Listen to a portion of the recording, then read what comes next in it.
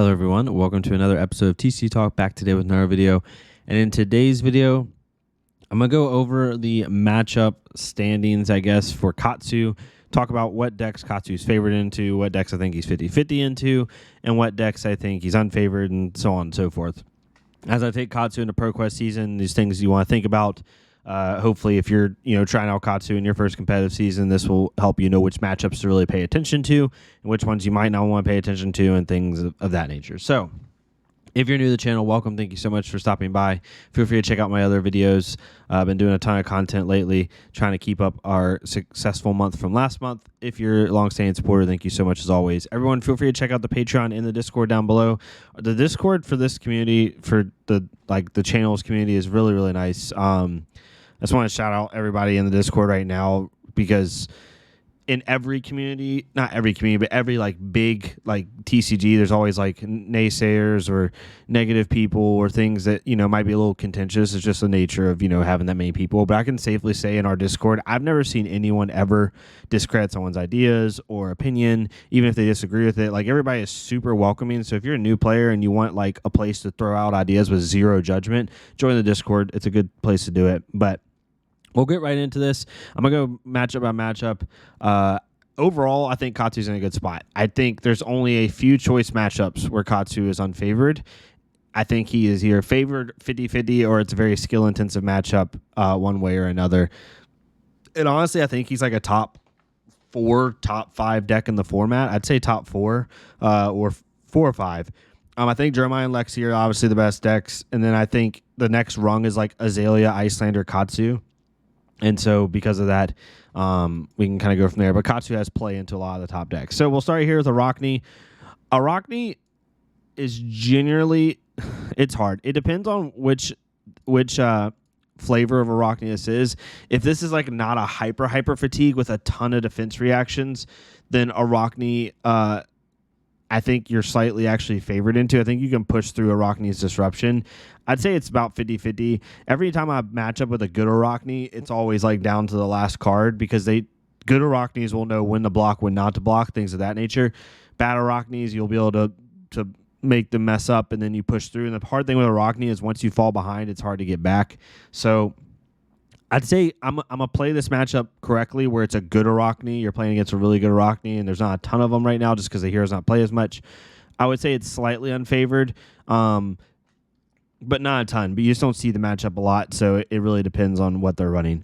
Azalea is unfavored if the Azalea is doing things correctly. Some Katsus will argue this. It's just some Katsus haven't played a good Azalea. Good Azaleas just prey on aggro. They do have consistency issues, and it's a winnable matchup. It's not heavily unfavored, but it is unfavored. Azalea does really well against Katsu, really well against Fi, really well against aggro in general, and can really prey on those decks. Then we have Bolton. I'd say Bolton is favored. Now, if Bolton hits his combo turn early, he can race you. It's definitely raceable now, and with Balana and with a couple other power cards he's gotten, the matchup is definitely a lot closer now. It's actually really close to 50-50. Actually, I'm going to put the matchup in 50-50. I think a really good Bolton can race you, but if you hit, it's really who hits their power turns first. If I hit 1 or 2 Surging Strike turns first, then it's going to be hard for Bolton to generate enough soul to be able to do his combo turn. Most Boltons that I've seen are on Raiden right now, not on Sabers, which in my opinion makes the matchup better for Katsu. But Since most are on Raiden and not Sabers, I do think it's actually favored. Sabers Bolton, in my opinion, is harder to play against than Raiden Bolton, but that's just my opinion. Then we have Bravo. People are going to hate me for this. Or not hate me. People are going to disagree, and that's fine. Please disagree in the comments. Bravo, in my opinion, is 50-50. Bravo used to be an unfavored matchup for Katsu. It really did. And with Bravo's new tools, they now can combat us even better, because they have really high-value attacks now that they can pummel. And I think a tempo Bravo can give Katsu some trouble in the matchup. But because of Katsu's power level rising and consistency rising, I truly think the matchup is 50-50. Now, if Bravo high rolls, and Bravo wins. But if Bravo doesn't high roll, it's really hard for Bravo to hold cards in hand and hold tempo. Even some of the fatiguey Bravos, good Katsus know how to play around it. I personally think the matchup's 50-50. I have not had very much trouble with Bravo, and I've played against some good ones, not just random ones. And, most of my games are 50-50, and the most of them are very, very close. Even playing on Talishar, playing a couple games against Clark Jensen, who's one of the better Bravos in the game. Every game was super close, and it's like 1 win, 1 loss, stuff like that. So I think the matchup's 50-50 now with Katsu's new kit. Some people are going to disagree with me on that, but that's just my perception from my play. I definitely don't think it's unfavored like it used to be. Dash is really interesting. So there's 2 types of dash here, so I'm a double rank this one and then just leave it wherever I rank it last. Boost dash is straight 50-50 race. If you hit your combo turns really, really quickly, you can win, but it's really hard. Boost dash probably slightly outraces. So I'd say boost dash is slightly unfavored, although it's not super unfavored.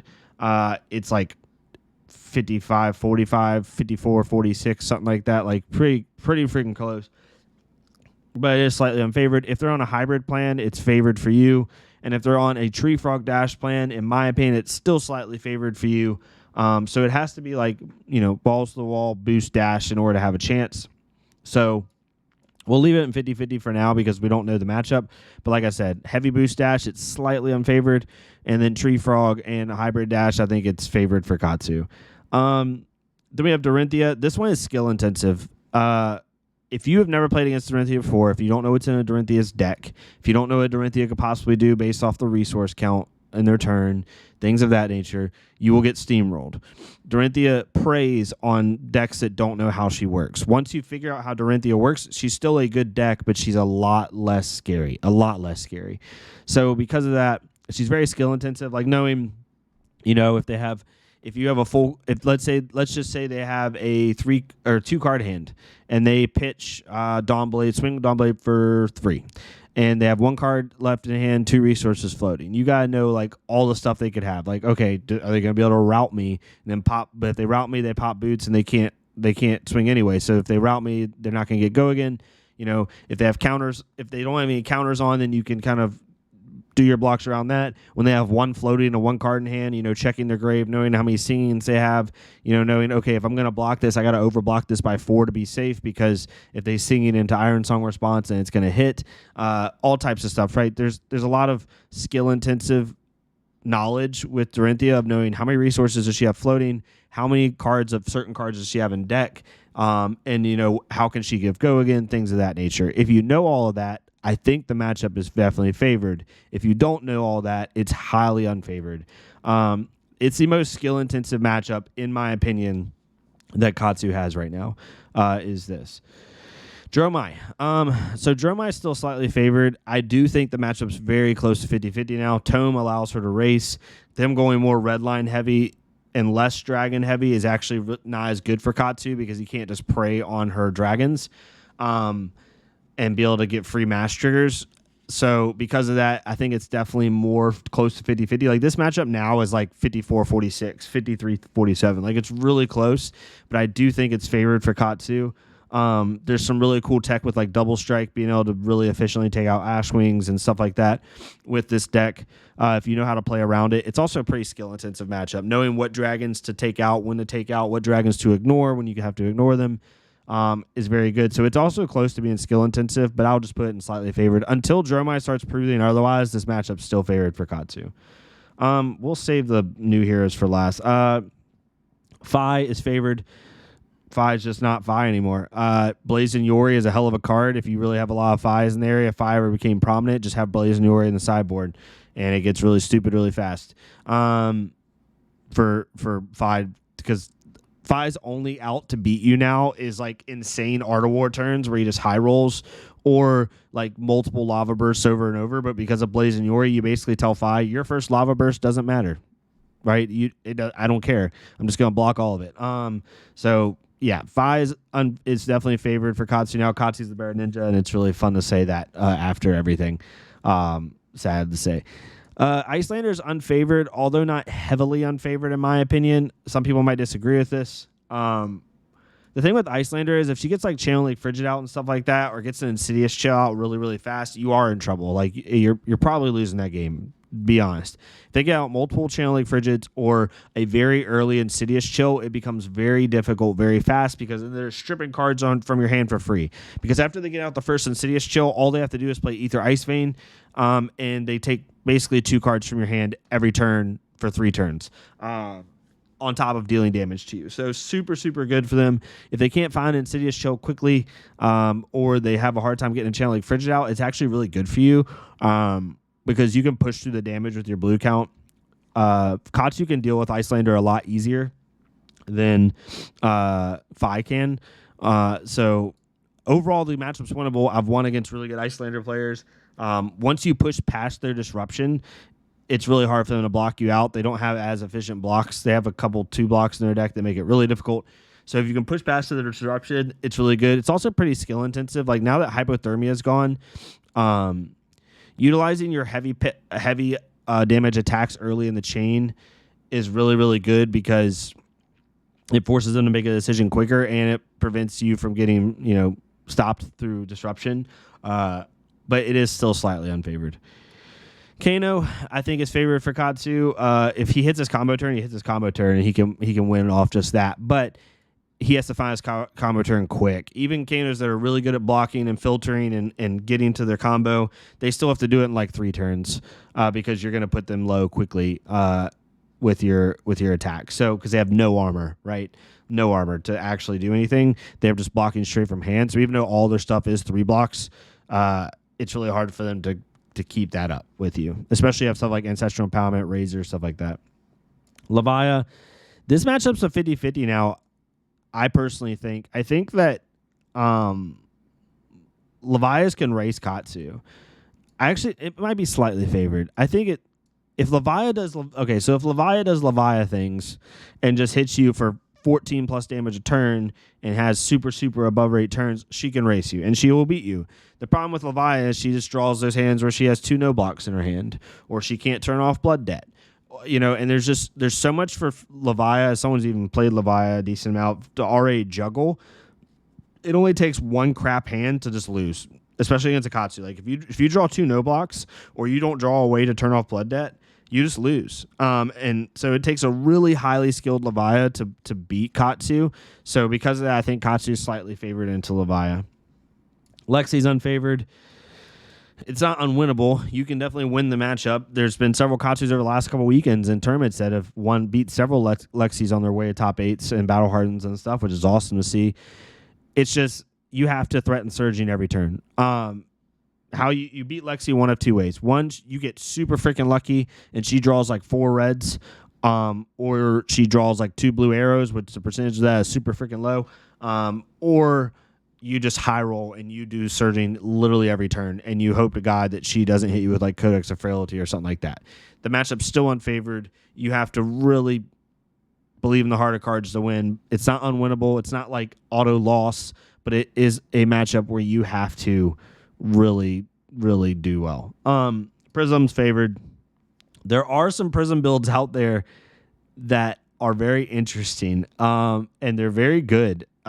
I've lost to a Prism once or twice, for real, and I never thought I would with that new hero, but they're really good. They have some cool adaptations. They can really put a lot of pressure with the more aggro game plan using the new wand, the new Celestial wand with giving things go again. If you can't, it's really hard when they're on that game plan to just straight ignore them. Like I would usually bring in Flick Flacks and Command and Conquers because I want to be able to block out 1 or 2, because if you just ignore them, all of a sudden they get 3 Figments on the board. And their Figments aren't like dragons, right? They just prevent damage. They don't actually give you the on hit. So it's a little bit harder to deal with sometimes. And Prism can beat you. If you're a new Katsu player, do not discredit new Prism. They can beat you. It's just finding a good Prism is really hard right now. Rhinar, this is favored. Rhinar really has to high roll Blood Rush Bellows. I do think the tank Rhinar build with a lot of Sinks and Fates and stuff like that, and even Oasis that we've seen with some of these tank Rhinar builds, is 50-50 if they know how to play against you. They can do really, really well in the fatigue matchup and then play for Blood Rush Bellows. But overall, I think the matchup's favored for Katsu. When I'm saying favored for all these, I'm not saying like auto win. I'm just saying favored. Like there's no auto win matchup for Katsu. It's not even close. And there is no, like, in my opinion, even like 60-40 matchup All these matchups like 55-45. So yeah. So that's where I have Rhinar, Riptide. Riptide's actually unfavored. Riptide does really well in the aggro. His traps piss you off. I think good Riptides just can do really well against aggro. Riptide's actually really well positioned in an aggro meta. It's just auto lost in the Dromi and doesn't like Icelander, so that's why you never see them. And Azalea is just a better ranger, but I do think it's actually slightly unfavored if you have a good Riptide knows what they're doing. Uiri, people are going to disagree with me on this one too. I think Uziri's 50-50. They need to really give you frailty tokens to do a lot. It's very, actually, we'll change this. Uziri is skill intensive. Knowing what to arsenal, like one of the common mistakes, it's just one of many with Uziri is, in most matchups, people want to, how do I do this? People want to arsenal their combo pieces, right? They want to arsenal their powerful cards. Uziri, you can't do that. You have to be really careful on what you arsenal when you arsenal it. But utilizing D-Reacts properly, really playing into the matchup, you have a lot of legs into the matchup, in my opinion. It's definitely not, I'd say it's 50-50, maybe slightly unfavored, but I think it's naturally unfavored. But if the reason it's skill intensive is because if you know how to play into the matchup, knowing what pieces to arsenal, when to block, when not to block, it becomes 50-50, which is why I think it's skill intensive. Definitely naturally unfavored, though, for sure. Viscera is favored without Rosetta Thorn. Just don't care. Vincent is favored as well. She hates aggro. It's not fun for her. She has to really high roll you. And honestly, the only build that can do really a lot, and some people don't even run this build, that can do a lot in aggro is the pummel build, because obviously it's dealing a good amount of damage and just ripping a card from your hand. So she can win, but she has to really do a lot. So the new heroes, it's really hard to tell so far. I think Max is slightly favored for Katsu. I think Katsu can just barely race Max. It is very close, though. Max can deal some damage. I do think it's just slightly too much for him, though. Tech Leviathan is definitely favored for Katsu. And then Dashio is really weird. I'm going to put Dashio at 50-50 because we're seeing so many different Dashio decks. I think a tempo aggro IO that just has boom grenades and Teklo cores can race Katsu very easily, actually. They do insane damage because Katsu doesn't want to block. And when they present a 0-60 and hit you with a red boom grenade off the top of the deck, and now it's all of a sudden, a 2-card 8, and they still have 3 cards in hand if they play them from Arsenal, like they can just do insane 20-30 damage out of nowhere, and it looks very unassuming, right? So you never know when to block her. Most of the time, you're not going to block Dashio. I usually bring in D-Reacts just in case. I usually hedge in Flick Flax into Dashio as well as my sinks because I'd rather just be able to say no blocks. They hedge in a boom grenade from the top of their deck and then I sink it or I flick flag it. Now they just kind of not wasted. They could still play out their turn, but I like to be able to do that. So I think it's 50-50 if it is a tempo Dashio. If it's not, then I think it's favored, but we'll put it in the 50-50 for now. So yeah, gut reactions. This is where I'm at. I think Katsu. This isn't a biased list. I legitimately think Katsu's in a good spot right now in the meta. Like what the decks we care about, Katsu's struggles in the Lexi but can win, struggles in the Icelander but can win. So these are the 2 hard decks you have to really pay attention to. Azalea, I wouldn't tech forward, just put in your D-Reacts and try to race her. Bravo is very skill intensive. I think the matchup's 50-50. Just hope to God they don't high roll you.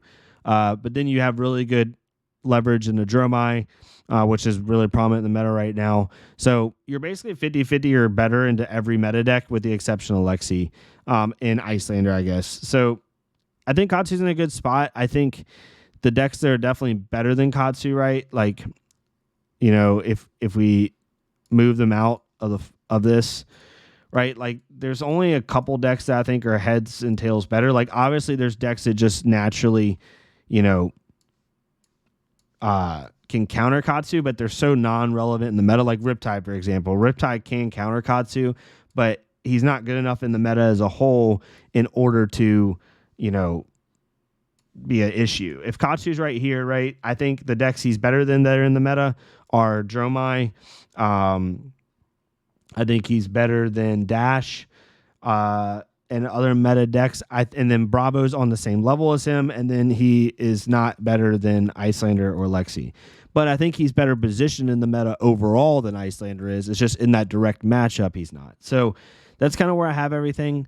But definitely, give me your thoughts. I think there is some room for discussion on a lot of these. It's just from my play and my experience where I'm at with most of these.